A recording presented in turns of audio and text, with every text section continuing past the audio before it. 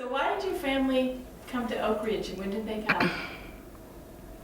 Well, we actually came to Oak Ridge in 1945, but we left Nashville in early 1945, and because there was no housing available on site in Oak Ridge, we had to stay in South Harriman, which is about 20 miles away.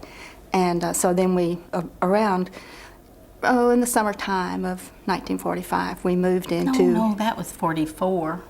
Oh, I'm sorry.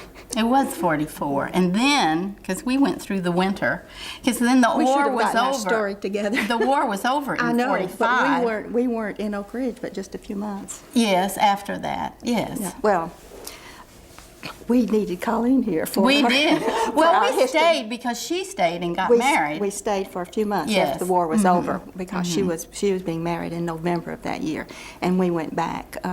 And that was what kept us going all the time. We were saying, you know, it's just until the war is over. We can go home when the war is over. So, you know, that's how long we were there. I mean, we have a little discrepancy here. We should have gotten straight. We should have gotten it straight. Okay. And where did you live? A Happy Valley in Oak Ridge. And it was happy. Was it happy? Oh, it was happy. Actually, it was pretty much of a shock because of the name. You know, Happy Valley sounds like a nice green little valley with quaint little houses. And here it was, a big sea of mud and little brown muddy houses. But it was happy. It was a good time. It was a good time? All the time? No. But the thing was that even children, you know, we knew it was part of the war effort, and I mean, we really understood the gravity of the situation. It was very personal with us. We had a brother in the service, and you know, we knew what we did for the war effort. You know, he got to come home safe, so that was what really kept us going. As I said, even as children. How long had your brother been gone before you moved? Oh, well, he went when the war first broke out. Yeah, so Yes. he'd been gone for- over a year, I guess. well over. And so, but it was a little while. You know, in the schools in Nashville, they were doing things for the war effort. We were collecting scrap metal, and we knew about the war. As I said, we understood it. And it was really a trying time because, you know, our parents went different directions. Our mother went off to work in the war plant even before we moved, left it to my father to move us all. And it was just, it was an upheaval. But, you know, as Joe said, it was kind of exciting, even though, you know, we had to put up with a lot of inconveniences. Well, we did, but it was interesting, though. It was just such a different life from the norm, what we thought was norm. You know, little houses that are made of brick and stone with front porches and real sidewalks. And here, as she said, we had these little brown huts and wooden sidewalks. They were the worst, I think, for me, because you could lose things in the cracks. You know, we were grade school, so we were small, and no bathroom in our house, and we had to go down the street. It seemed like such a long way. I don't know how far it was, but it seemed like a long way to go down, to go to the bathroom or to take a shower, which I'd never done before. We had a bathtub, and that's the way you got cleaned. You got in the bathtub, but no, we had to take a towel and take your soap and change of clothes and whatever and get down to the bathhouse and then get back clean, which was hard to do through the mud. So it was And take quite an off your experience. clothes in front of strangers to Yes. get in the shower. Oh, I didn't That want to was do that humiliating. either. Yeah. It was. Yeah. It was. Well, there must have been lots of kids around. Oh, There were. lots. Lots Our of people.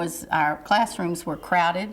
We shared desks, we shared books, we shared the room. We had to just march out and let another class march in and use that room while we were out in the hall. Right. Sheila was out there drawing a mural, Oh. and she could draw. I was supposed to draw the mural, and I was just thinking, what am I going to do now? That's what they did. When we had to get out of the classroom because another class was coming in, they didn't have any place to put us except in the hall. So it was really a class. They conducted a class in the hall. But, you know, part of it was drawing this mural. That was the one thing I really regretted when I left that school. I didn't get to finish my mural. And what was your part of the mural? Well, I don't know. See, I don't even know what the whole theme of the mural was, but we were studying ancient history, and I was drawing Babylonia. So Isn't that amazing? On my end of the hall, we were doing an American Indian scene, and I was drawing this woman who was supposed to be grinding corn, and I realized I had both arms coming out of one side. And I was so embarrassed what to do about that. They weren't upset. The teachers weren't upset, of course, but What were the teachers like? they were young great. and pretty and nice and Enthusiastic. yes. They were having so much fun, and you couldn't help but have fun too. So you know, and I was plunged into things that I never even. It was a real introduction to me, the whole curriculum. First day we were into Greek mythology, and of course I didn't know anything about Greek mythology, but I fell in love with it. And they even had us modeling little clay models of our favorite gods and goddesses. And they were having fun, and we were too. It was fun. It was You great. couldn't hardly get out of the camp, though, because nobody no, had you a couldn't. car. That's right. And gas was rationed, and meat was rationed, and sugar was rationed, and butter, and shoes. And the only thing I really cared about was the shoes and the sugar. And the shoes, our brothers got all the shoe rations because they wore out their shoes so fast. But Mother would buy us these little shoes. They were cute, but they were darn near cardboard, I think. If you got caught in the rain, they just disintegrated. So you learned to take your shoes off. And then finally I figured out you have to take the socks off too, because you'd wear holes in them by the time you got home, and that wasn't a good thing. So yeah, we had Sunday clothes, and we'd dress up and go to church downtown. We got to go into town to go to church, which was in a movie theater. We didn't have a church.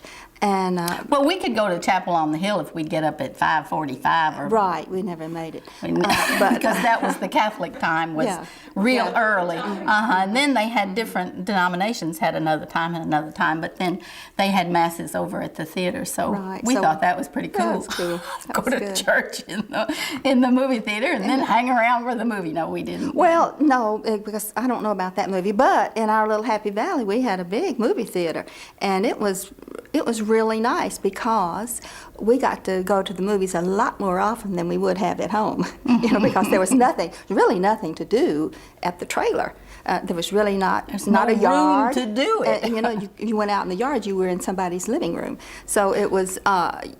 We were lucky. We were on the corner, and we had a little green patch behind our trailer where we could go. We weren't supposed to go very far because that's where the fence was, where the guards We were patrolled. at the end of Happy Valley. Right. The end of Yeah, it was the end of Happy Valley.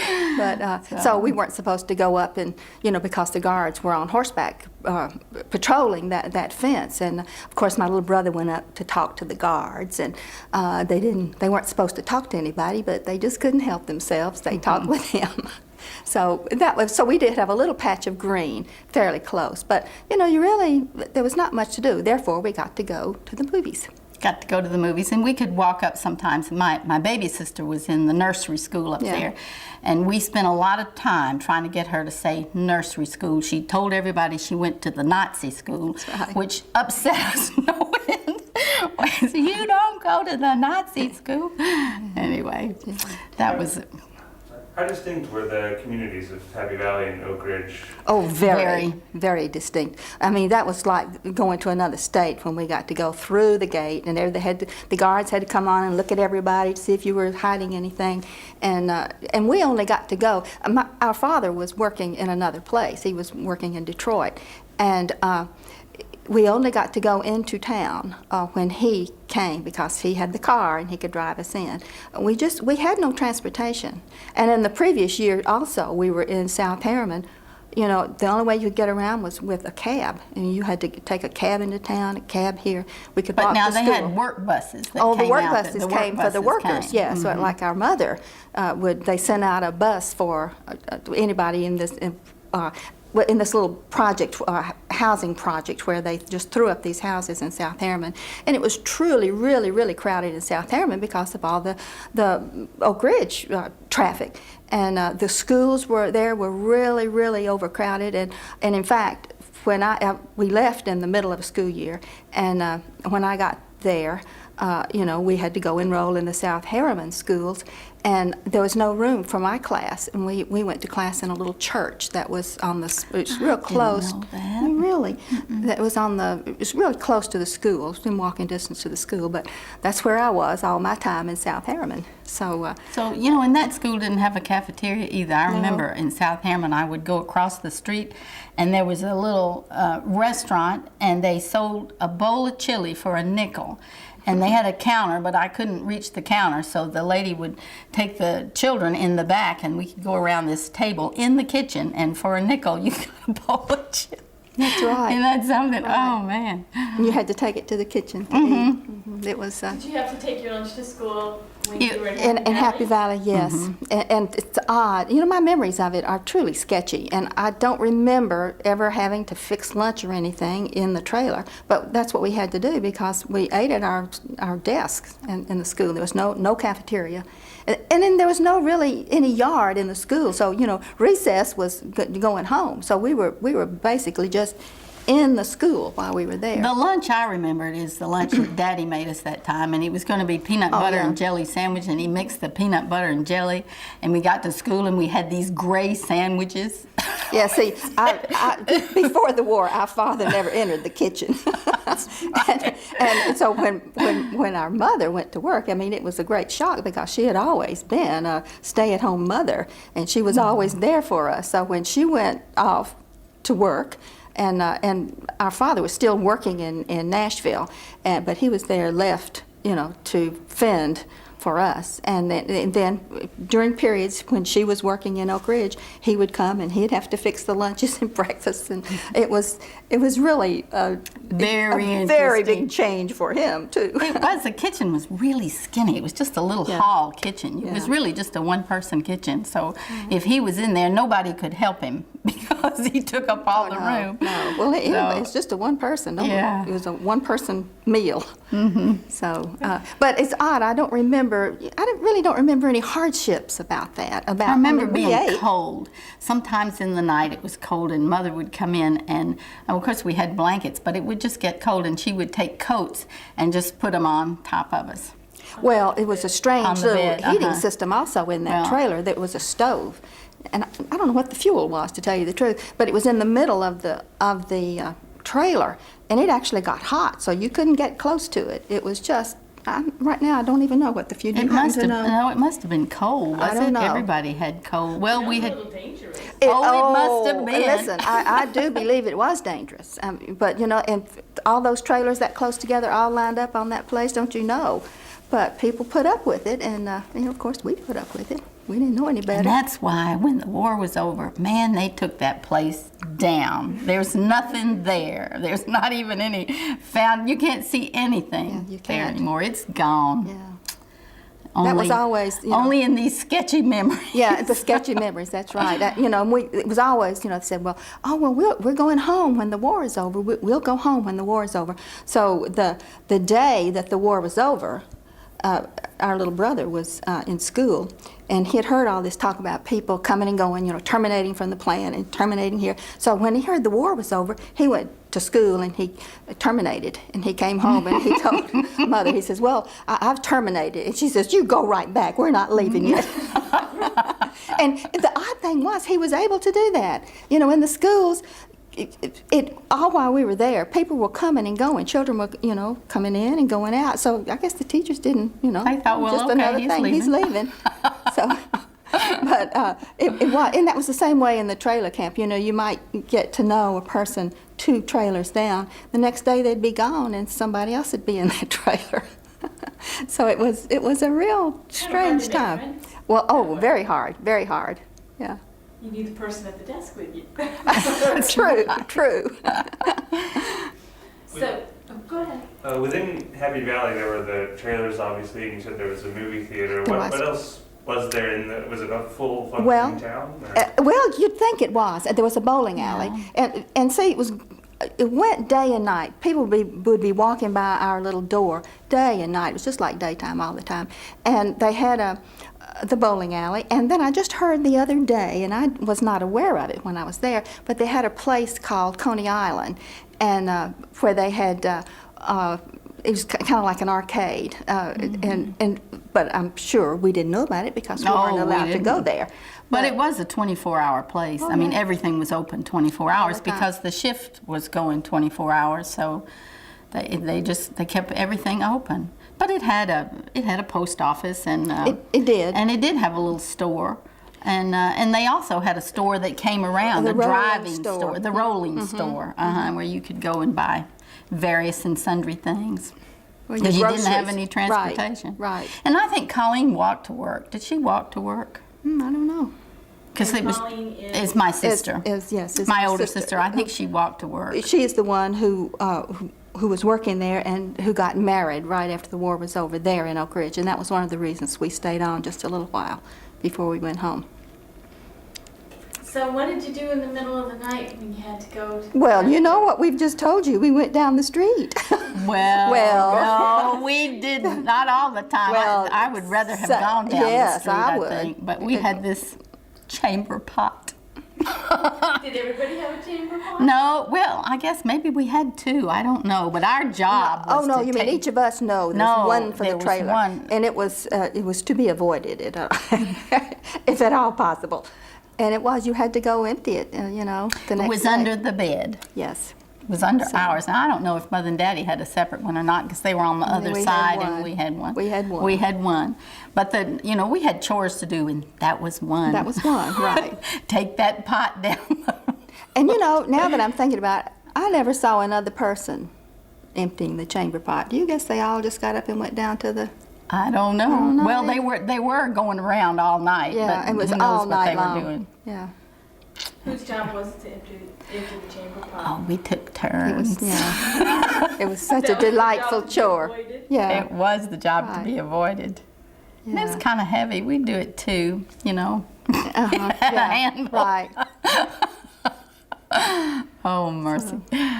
So I like just one moment, just you're drifting to the. I'm sorry. Yeah, Thank yeah, you. just Thank gotta you. be Thank you. a I have a little tendency that way. to do that. A little more. A little more, oh. Oh, my Your goodness. left. Moving just Oh, we're out of the You're picture. drifting off. Oh, There we go. sorry.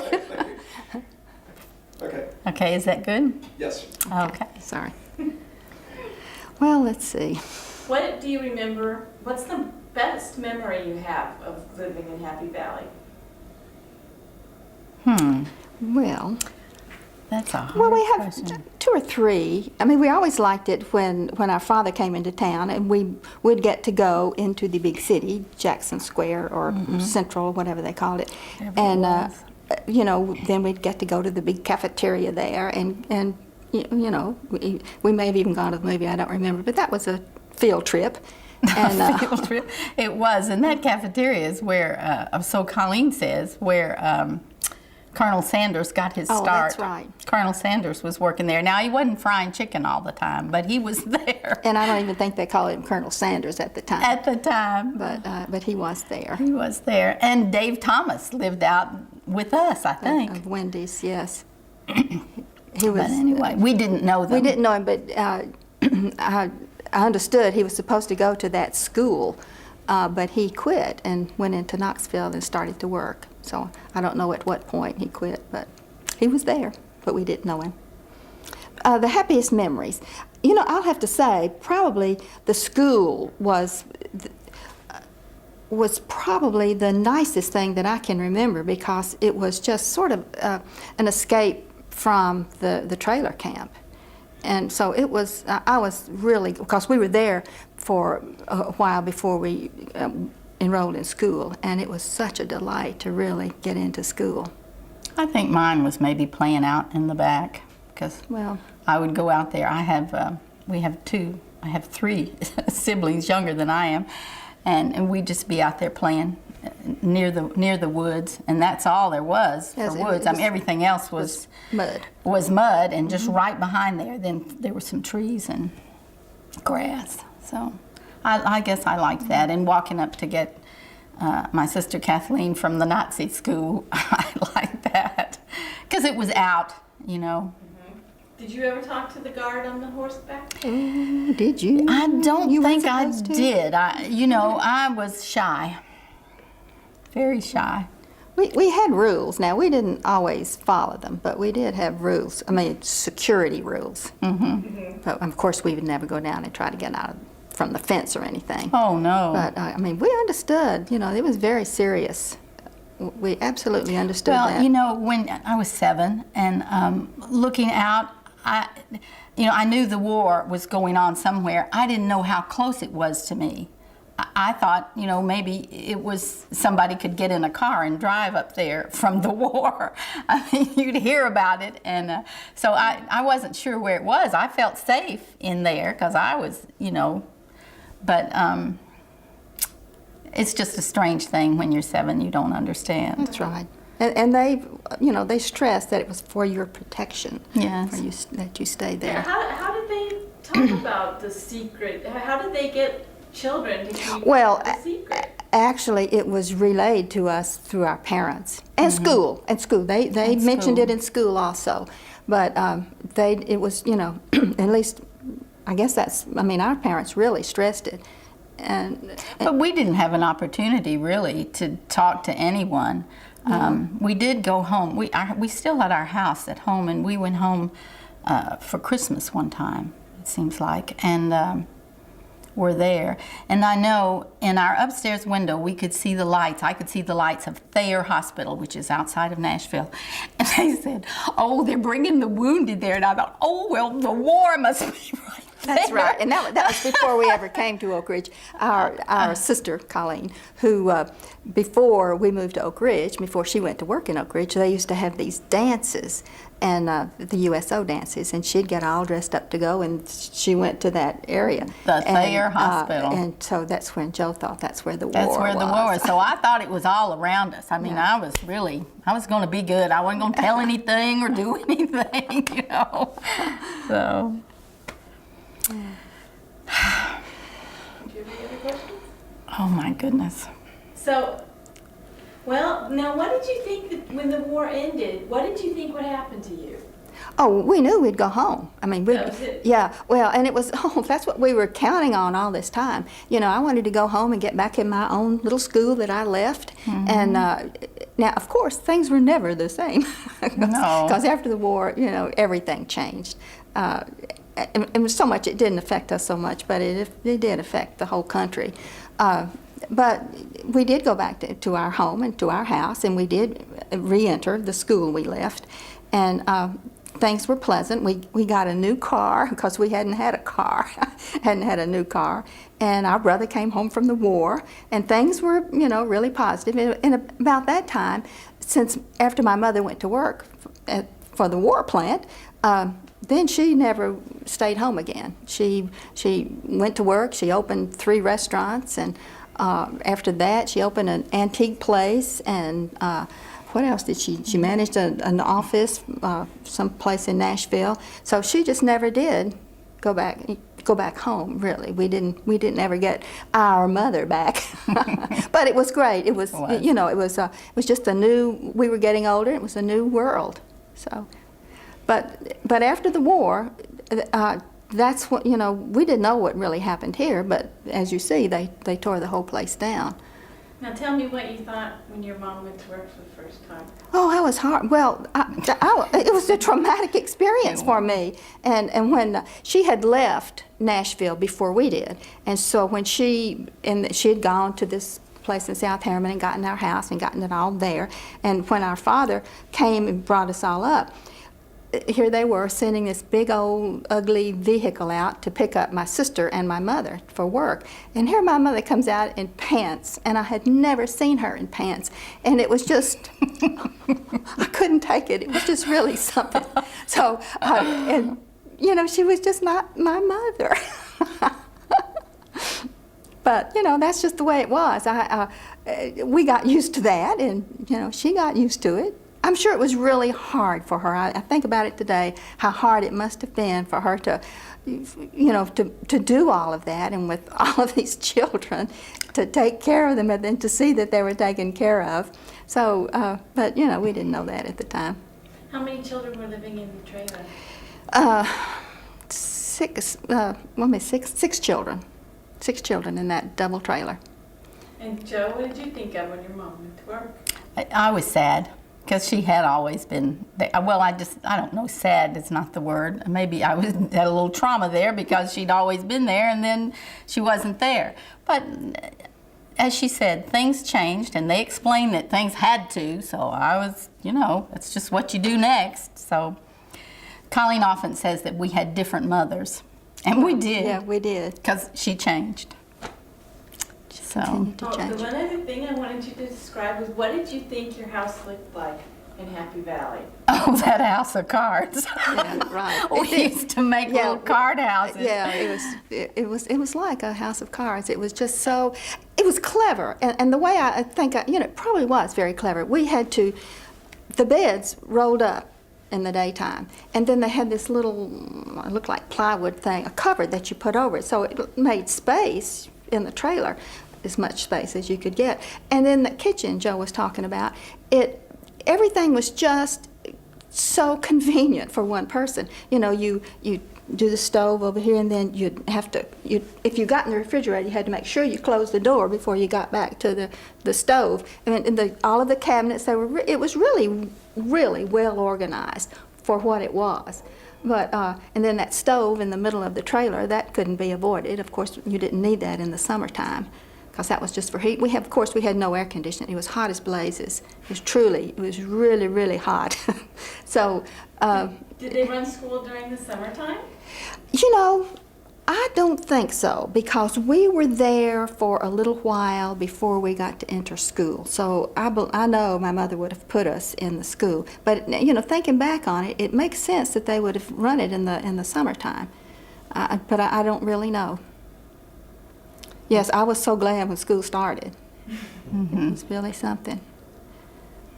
Were either of you aware of were there any sort of social divisions within Happy Valley, like, between engineers and construction workers or any sort? I guess that I was aware of social divisions, but I wasn't aware of them there. Well, I think all the social divisions happened because the engineers were in town and we were in Happy Valley. Yeah. This was a construction It was a construction camp. site. And they had built the ABCDE houses. Those were already here, and the engineers and scientists and those folks got those.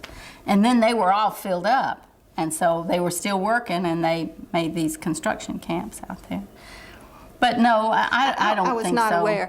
It was, on a personal level, I don't think it was, so. and in a way, you didn't know them, so you didn't really associate with them. I mean, that was one of the big things going to the bathhouse. They all seemed to be not my kind of people. It was just, and we were taught not to, not to just jump in and be friendly with strangers. So basically, they were all strangers, and they got to be new strangers every other day, coming in and out. So I never did make any judgments about social divisions.